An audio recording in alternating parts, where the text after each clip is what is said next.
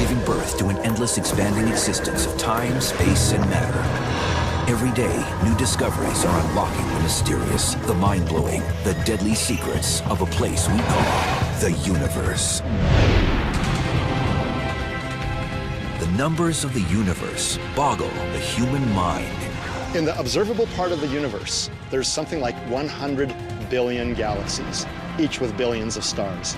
The Andromeda Galaxy is about 2.5 million light years away. The Earth is orbiting the Sun at a speed of about 66,000 miles per hour. Most of us give up even trying to comprehend such titanic sizes, distances, and speeds. But are there ways to bring the sweep of the cosmos down to Earth? To help us understand how big, how far, and how fast.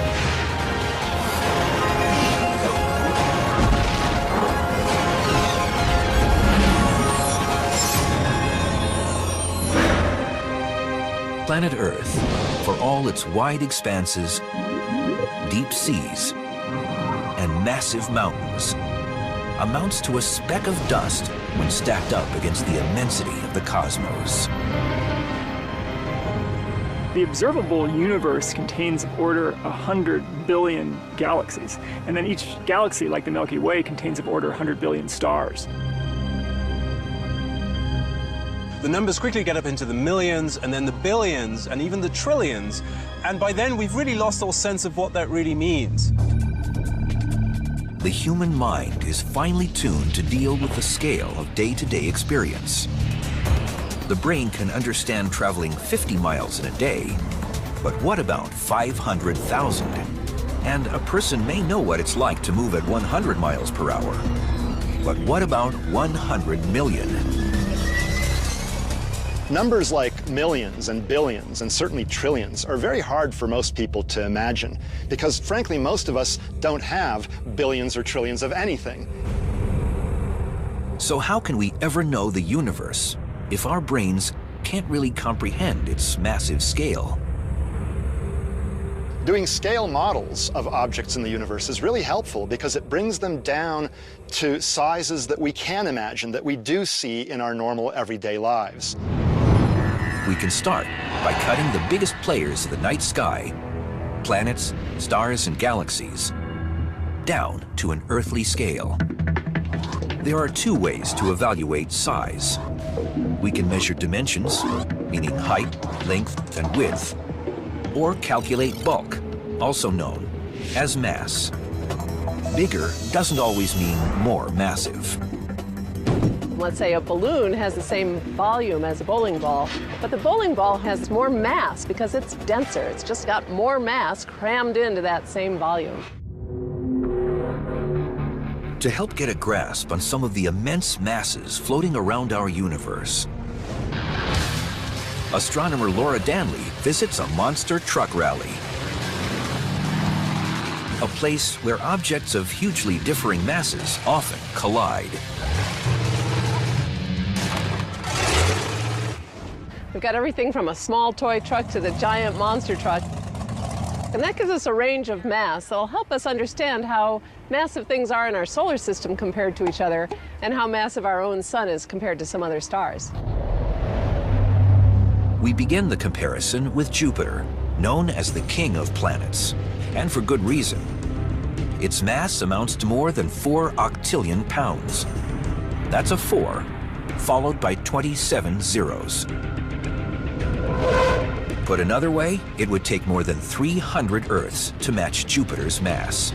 But even that is measly when compared to the Sun. The Sun is by far the most massive thing in our solar system. It's about 1,000 times more massive than Jupiter, the biggest planet. Well, by comparison, this car behind me is about 3,000 pounds, and this little toy truck is about 3 pounds. So that's about the same difference between the Sun and Jupiter.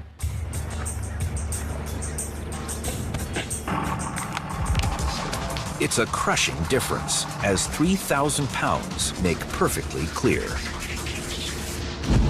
But remember, this is a monster truck rally, and the junk car representing our Sun may regret picking on little Jupiter.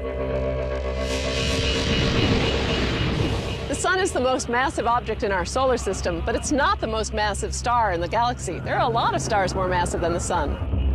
To envision the disparity between the sun and a more massive star, let's keep the 3,000-pound junk car as the sun and put it up against a 10,000-pound monster truck, representing a star some 75 light-years away.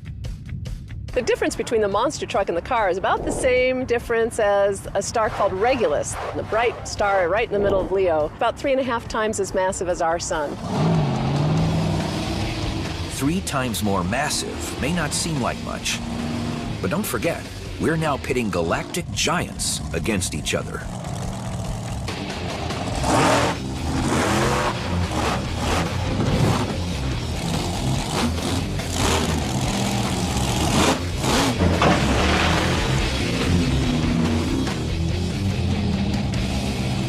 Well, that was quite a shock, but as you can see, 3 times the mass difference makes a difference. If we could somehow bring Regulus here and have it sit on top of the sun, that's about the same comparison. But even monster truck-sized Regulus can't stack up to the immense mass of the true titans of the universe. The most massive star we know orbits around the Milky Way, a little companion galaxy called the Large Magellanic Clouds, in the middle of a nebula called the Tarantula Nebula. That star has a kind of boring name, R136a, but it's still a very massive star. R136a is a young star, about 1 million years old. Its surface temperature is 70,000 degrees, about 7 times hotter than our sun. Before 2010, stars were thought to form no bigger than 150 times the mass of the sun. But new discoveries have doubled that limit. We think R136a is probably about 250, maybe as much as 300 times the mass of our sun. To represent this massive star, you need a truly monstrous truck. This monster is 100 times heavier.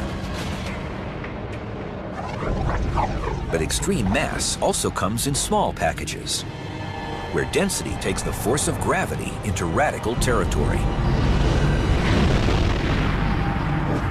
The greatest massive bang for the buck we can see in the universe comes from a stellar object known as a neutron star. A neutron star is the leftover core of a supernova explosion, with its mass packed astoundingly tight. It's got 1.5 times all of the mass of our sun crammed into a volume about 10 miles across. If you crammed one monster truck down into the size of a sugar cube, that would not be anywhere close to as dense as a neutron star. I'd need 10 million monster trucks crashed down into the size of a sugar cube. Stack these 10 million monster truck sugar cubes 10 miles high and wide, and you've got yourself a neutron star. Neutron stars are just bizarrely extreme objects. If you were to try to land on a neutron star, it would be absolutely impossible because you would find that on the neutron star, you weigh about 5 billion times more than you do here on Earth. But mass isn't everything when it comes to finding out just how big the biggest stars can be. The universe is also filled with titans that take up unimaginable amounts of space. Some of the tiny pinpricks of light we see from Earth are actually stars big enough to swallow our entire solar system. Can the human mind even comprehend the largest star in the galaxy?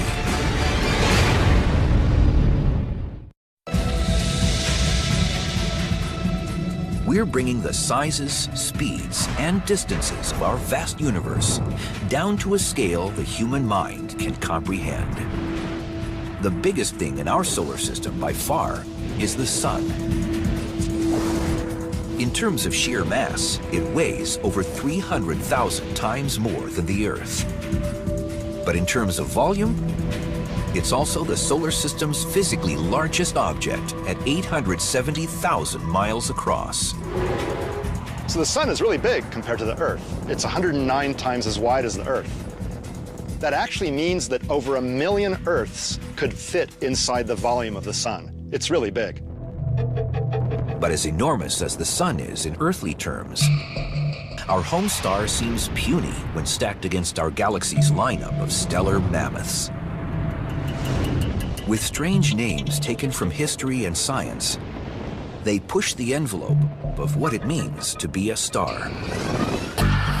Consider them in turn: Vega, Bellatrix, Epsilon Canis Majoris, Dubhe, Aldebaran, and finally, the super-enormous Betelgeuse and VY Canis Majoris.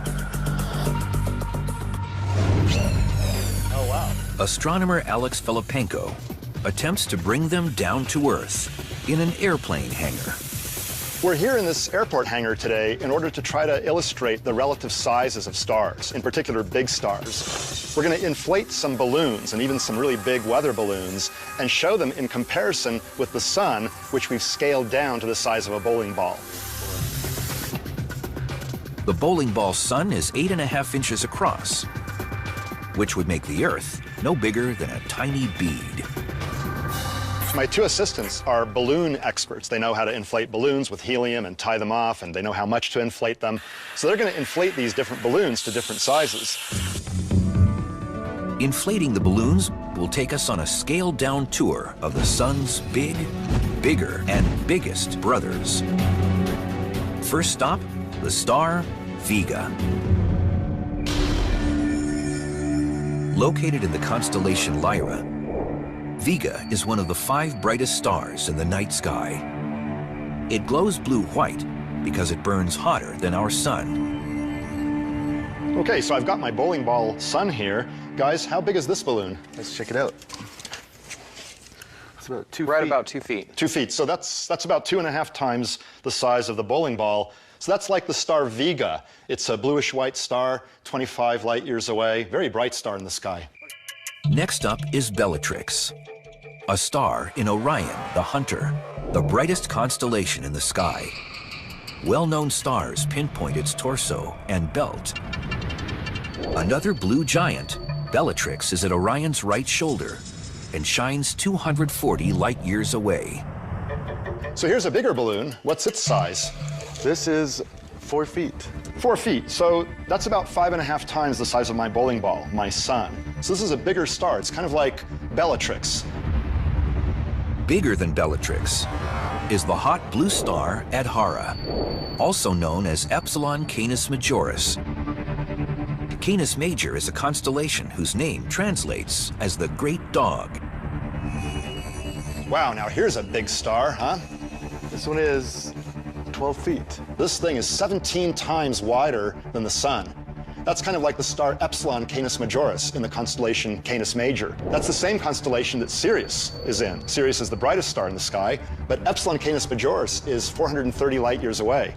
If it were at the same distance as Sirius, it would appear 15 times brighter. Almost twice as big as Epsilon Canis Majoris is Dubhe, a giant star on the lip of the Big Dipper, 120 light years away. Wow, cool. Well, here I see an even bigger balloon. What's its diameter? Let's see, 21 feet. 21 feet, so that's about 30 of my bowling ball suns. In fact, that's about the size of the star Dubhe. That star Dubhe is different from the others that we've seen. It's what's called a red giant. It's got kind of an orange color. It's cooler than the blue-white ones that we've seen previously. Amazingly, stars come in larger sizes still, and even an airplane hangar isn't big enough to contain them. Here's where we have to place Aldebaran, a monster star known since ancient times and once thought to be a sign of riches and honor. This balloon is about 32 feet across. Now that's roughly 45 times bigger than this bowling ball, which represents our sun. Now this balloon then is about the size of the star Aldebaran, a red giant in Taurus the Bull. It's about 65 light years away, and its true color is roughly orange. Now even the biggest balloons fall short in representing the size of the galaxy's biggest stars. Betelgeuse, for instance, is another star in Orion. 650 light years away, it is 1,000 times the size of the sun. Betelgeuse is so large that its radius would extend roughly to the orbit of Jupiter. So if Betelgeuse was actually in the solar system, then all the 8 planets would be completely either destroyed or totally too hot to be habitable. But the largest known star is a beast by the name of VY Canis Majoris. By some estimates, it extends to 2,000 times the diameter of our sun. That is a truly gargantuan star. If there were a commercial airplane flying just outside VY Canis Majoris, it would take it about 1,200 years to fully circle it. Any object on this enormous scale seems truly alien to the human mind, an intimidating answer to the how big question about the universe. No less discomforting is how far, because distances between planets, stars, and galaxies stretch beyond all human experience. So a really great way of bringing it home is to scale everything down to a more human scale. We're better at understanding the relative sizes of things than abstract, absolute numbers. Take the moon. It lies a little less than 250,000 miles from Earth. You might think this isn't all that far. Well, think again. Imagine if I shrunk the Earth down to about the size of a basketball. So if the Earth was about the size of this object here, I would actually have the moon be about the size of this tennis ball. So the next question you might ask is, given the relative sizes of these things, how far apart are they going to be from each other? To show you, I'm actually going to need some help. So Johnny is actually going to hold the Earth for me while I actually take the moon and measure out how far away it needs to be. So here goes. 1 foot, 2 feet, all the way back. We're already at 10 feet. We've got to go even more. We're already past 15. We've got to go much further. And here we are at 21 feet. That's actually how far away the moon is from the Earth in our scale model. At 239,000 miles, the Earth-Moon distance has now become familiar to us because of Apollo missions to the moon. This is one of the few astronomical spans we can readily understand. In 6 manned moon landings, we learned that the travel time was a little more than 3 days. And the lunar commute has become a part of our collective knowledge. Engine stop. Okay, Houston, the Challenger has landed. But beyond the moon, the solar system extends to distances so vast. Again, our limited minds aren't really up to the task. But what would happen if we literally brought all the planets down to Earth?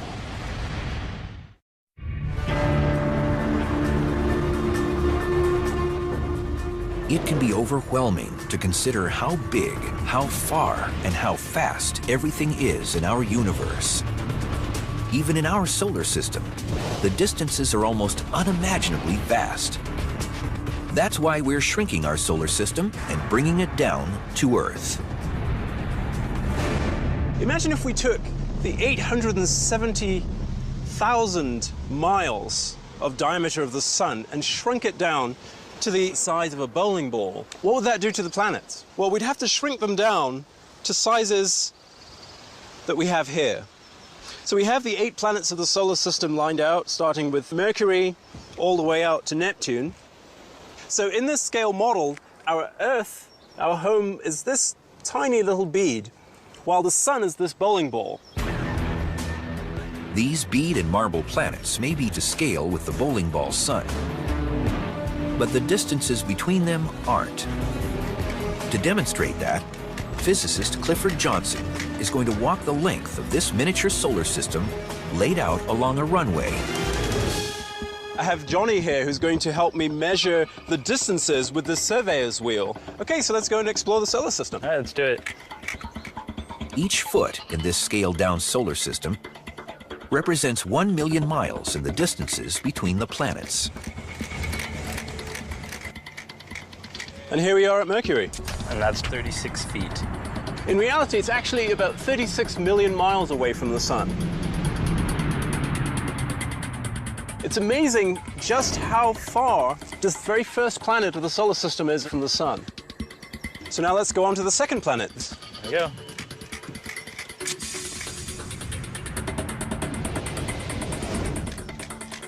So here we are at Venus. And that's 67 feet. So this bead representing Venus is about twice as far from the sun as Mercury is. It's actually, in reality, about 67 million miles away. And here we are at the Earth. And that's 93 feet. We have the Earth here represented by this marble, and in fact, it's in reality 93 million miles away from the sun. The way the bowling ball looks in terms of the size from here is about the size the sun appears in our sky. We have this blue bead representing the Earth, and about 2.5 inches away we have a much smaller bead representing the moon. Remember that on a different scale, with Earth the size of a basketball, the moon was 21 feet away. To bring the whole solar system into the picture, we've had to scale down the Earth-Moon distance to mere inches. This tiny distance between the Earth and Moon is the limit so far of manned exploration of space. Hopefully we'll do a lot better in the years to come. On our runway, Mars orbits another 49 feet away, or almost 142 million miles from the sun. The distances beyond Mars are about to get much, much larger. Here we are, Jupiter. We're at 484 feet from the sun. That's actually 3 times as far from the sun as Mars is. With all this space between these tiny marbles, it's a wonder we can see the planets from Earth at all. It tells us that the sun is incredibly bright, so that the light from the sun can go out to these bodies, reflect off them, and then come back to here on Earth for us to see them. Okay, onwards and outwards to Saturn. All right, here we go. Our 2 space explorers find Saturn 886 feet from the sun. In fact, Saturn, at 886 million miles away from the sun, is almost twice the distance from the sun that Jupiter is from the sun. So we've come a huge extra distance, and we're not even done with the solar system yet. At 1,800 feet, the scaled orbit of Uranus stands twice as far as Saturn, 1.8 billion miles from the sun.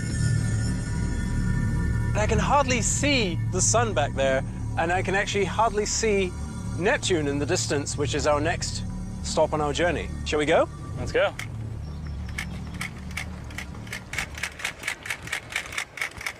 Geez, that's far. Yep. And here we are, Neptune, the last of the planets. 2,798 feet from our sun. That, from our model, translates into the real-world distance of almost 3 billion miles that Neptune is away from the sun. This far out, a planet takes a long time to do an orbit around the sun. The Neptunian year is about 165 of our Earth years. In fact, only one of those Neptunian years has passed since Neptune was actually discovered. Viewed on this scale, it's a wonder the sun's gravity has any effect at all. And there's still more to this solar system beyond Neptune, including smaller bodies like Pluto. And then, nearly a light year away, clouds of dark, icy comets. If the space between the planets in our solar system strains human comprehension, then the vast distances between stars and galaxies totally overwhelms it.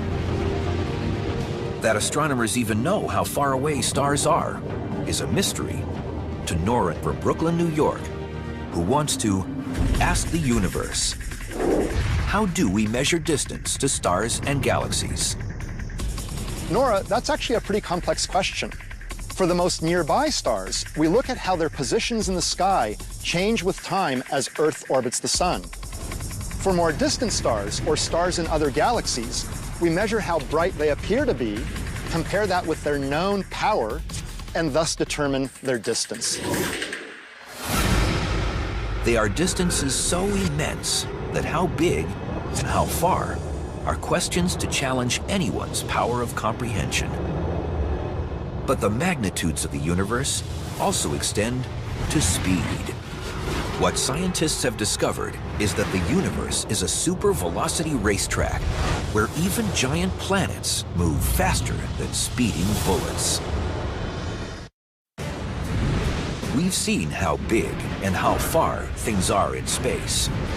Now we're going to see how fast. To do that, first we have to understand the celestial measuring stick known as the light year. Just like it sounds, 1 light year is the distance light travels in 1 year. That amounts to about 6 trillion miles. But that doesn't help us understand how fast light speed itself is. The speed of light is really fast, about 186,000 miles per second. Now that's hard to conceive without an example. Imagine light were bouncing back and forth between Los Angeles and New York. It could do 38 back and forth bounces in 1 second. In an effort to chase down the concept of the speed of light, astronomer Greg Laughlin teams with firearms expert Michael Voigt to demonstrate some of the fastest moving objects on Earth. So the way we're going to do that is to compare the speed of light to the speed of something that's really fast here on Earth, which are bullets. We've got a target downrange, so when it hits it, you'll hear that ding on the end of it, and you kind of see how long that actually takes. This is a 204 Ruger. This is the fastest commercial cartridge on the planet right now. We've got a 300-yard travel, so I'm really going to try to get a sense of the time that it takes for that bullet to travel downrange. So let's see how that works. Nice shot. Boy, I couldn't get any sense. As soon as I pulled the trigger, boom, it hit the target. No sense at all of the travel time. Because it's so difficult for the human senses to perceive the speed of these bullets, Mike sets up a highly accurate timing device known as a chronograph. So this is the unit that the timer's actually in. Inside it's got a clock. Okay, it looks like the chronograph's ready here. All right. Let's put a couple rounds through here and we'll see how fast this ammo goes.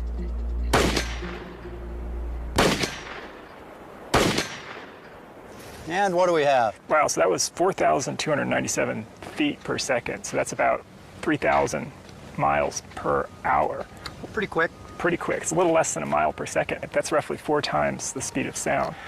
So, I mean, I'm impressed, but that pales in comparison to the speed of light and the time that it took for those bullets to go from the muzzle of the gun all the way down range to hit the target. During that time, light has enough time to go all the way around the surface of the Earth from Los Angeles to Paris and then back in that same amount of time.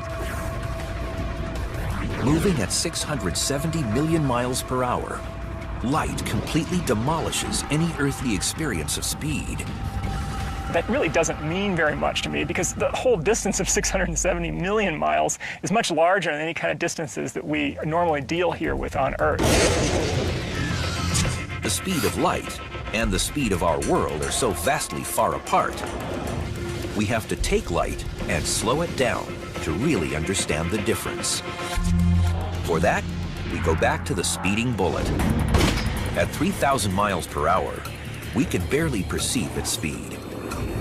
If light moved no faster than a speeding bullet, what would happen to the world around us if we slowed it down by the same amount? For example, a commercial jet travels roughly 600 miles an hour. So, assuming the bullet represents the speed of light, how slow would the jet look? At the scale where the speed of light is 3,000 miles per hour, and that commercial jet is crawling along so that it would take an entire minute to travel 3 inches. An F-15 can reach Mach 2.5. That's over 1,500 miles per hour. But on this slow light scale, an F-15 needs a full minute to move 7 inches. And what about speeding bullets themselves? How slow do they look on this slow light scale? If we go up to those high-speed rifle bolts, then they're making it just a little bit more than a foot, about 13 inches over the course of 1 minute at the scale where the 3,000 miles per hour is the actual speed of light. In the real world, a snail moves more than twice as fast. As it turns out, Much of the cosmos is zipping around at speeds we can't really comprehend. Motion is actually the normal state of affairs in the universe. We may think we're standing still, and we are relative to the ground, but Earth is orbiting the sun is orbiting around the center of our galaxy is orbiting around in our local group of galaxies. And all of these objects are moving at very high speeds. The Earth is orbiting the sun at a speed of about 66,000 miles per hour. That's enough to take you around the Earth more than twice in a single hour. Our sun is rushing around the Milky Way center at 483,000 miles per hour. And the Milky Way itself is flying through space at 1.3 million miles per hour. But the speed of light is still over 600 times faster. The simple fact remains, we live in slow motion compared to the nature of the cosmos. Modern technology doesn't travel anywhere near the speed of light. If we travel, say, at commercial jet speed, which is 1 million times slower than the speed of light, then it's going to take us of order 4 million years to traverse that distance to the closest stars to the sun. If it takes more years to reach the nearest star than the human race has existed, how can any person ever really understand the size of our own galaxy? By downsizing the biggest planets and stars and the velocity of light speed to the level of human experience, we can finally begin to understand some of the scales of outer space. But is there a way to do the same for the distances between the stars? Distances that utterly dwarf the human imagination? Although scientists measure the enormous distance between stars in light years, those numbers barely help us grasp the expansive nature of the galactic landscape. So let's shrink everything down to a scale where 1 light year equals 1 mile. On that scale, our sun shrinks down to the size of a sand grain. We've calculated just how many sand grains, or how many stars, would fill our own Milky Way galaxy. And the number of stars in the Milky Way is about the same as the number of sand grains in this chest. If you're counting, that's more than 100 billion stars. If 1 light year equals 1 mile, where is the nearest star? From the vantage point of the Griffith Observatory in Los Angeles, where astronomer Laura Danley works, the nearest sand grain would end up in Hollywood, 4 miles away. To help pinpoint sand grains positioned 4 miles apart in a dense city, we'll use mirrors to flash sunlight back and forth between them. So Aaron and Johnny have mirrors, and they're going to reflect sunlight to help us see just how far away it is to the nearest star. So I need to get a few stars to take off to Hollywood with me. That should do. So Stan, Aaron, are you ready? You're going to be the sun staying here at Griffith Observatory. Johnny and I are headed out to Hollywood. You all set? Let's do it. All right, let's go. The nearest celestial neighbor to our sun isn't a single star, but rather a grouping of 3. 2 of them, Alpha Centauri A and B, orbit each other and are about the same size as our sun. The third, Proxima Centauri, is a red dwarf star, dim and only about 10% as massive as its siblings.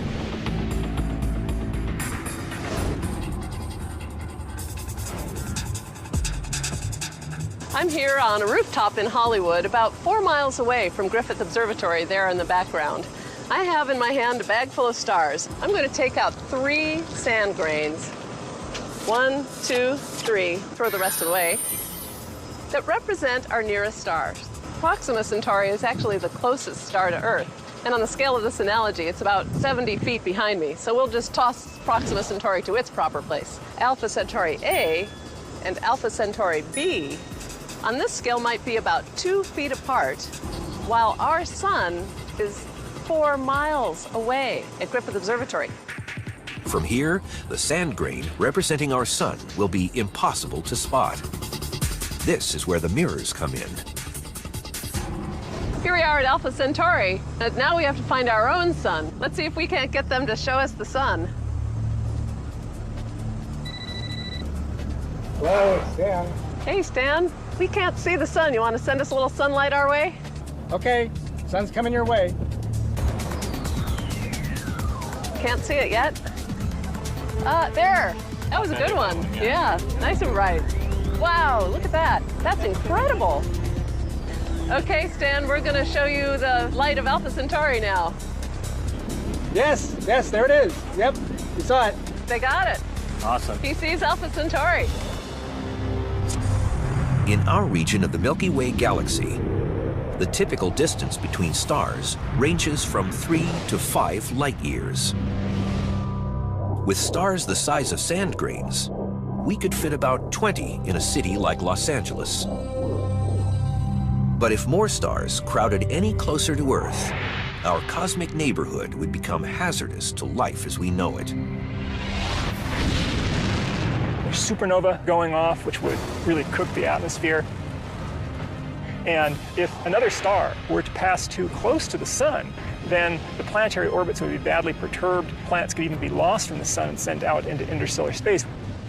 It's really true that if we didn't have these vast amounts of real estate between the stars, we likely wouldn't even be here.